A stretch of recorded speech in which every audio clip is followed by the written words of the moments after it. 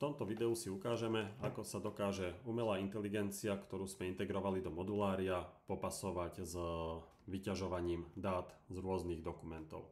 Pre tento prípad som si pripravil verejné obstarávanie, ktoré teda obsahuje viacero PDF súborov, desiatky strán niekedy, ktoré sa nechcú nikomu čítať. Takže jediné, čo musím spraviť, je importovať tu tie súbory, kliknúť na spustiť import a počkať pár sekúnd, kým Modulário vyťaží všetky potrebné informácie.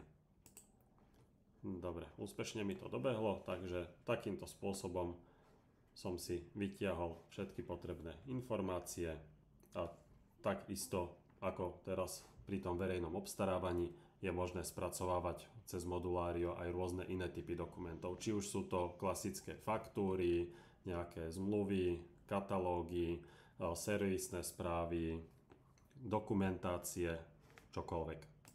Vďaka Moduláriu tým pádom už nebude musieť človek venovať 15 minút, 2 hodiny alebo podobne nezmyselne veľa času štúdiu PDF-iek, ale počká si pár sekúnd, kým mu Modulário vytiahne všetko potrebné, čo potrebuje vedieť.